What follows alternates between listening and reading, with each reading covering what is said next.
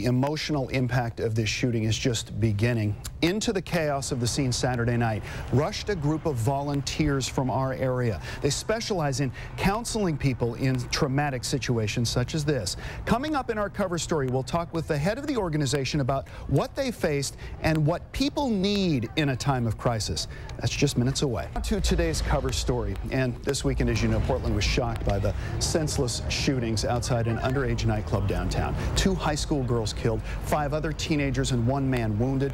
The gunman turned the gun on himself. Police say it is the worst mass shooting in the city's history.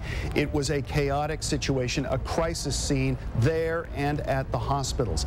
A crisis that June Vining and her organization's volunteers raced in to help. June, thank you very much for being here. Let me get this right. Your organization is called the Trauma Intervention Program, the Portland office of this. What is this program? This is a group of specially trained citizen volunteers that respond to citizens in crisis, to go right on scene and provide that immediate emotional and practical support to people when something bad happens. Talk to us a little bit about Saturday night. You were there, and what, 16 or so of your volunteers? Right, in 3 different locations. What did you do?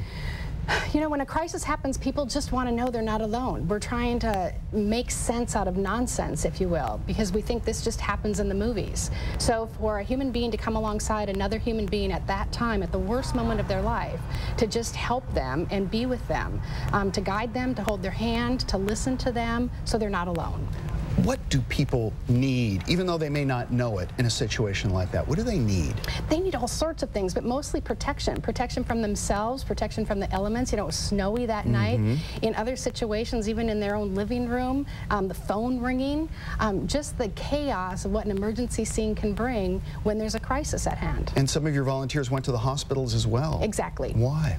Well, there's a lot of people that rush to the hospitals, people to help. We forget about the ripple effect and the forgotten victims in this, the people who are affected, maybe not injured, but the witnesses or the loved ones of all those people who witnessed or were injured.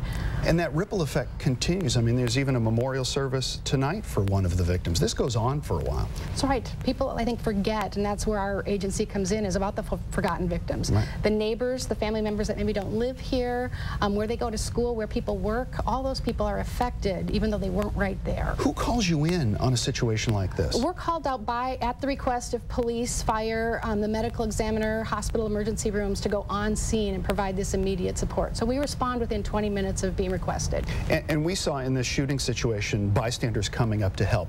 What can any one of us do, maybe we don't have the training you do, in a situation like that? You know, the best advice I can give you is to just be brave enough to be willing to feel helpless, to be there for somebody in a crisis. Most of the time we don't know what to say, so we say nothing. Right. So if you're brave enough to come alongside and just be with somebody at the worst moment of their life, that's huge. Well, June Vining, we appreciate your efforts, your organization's efforts in this situation and in so many others that we don't get a chance to report on.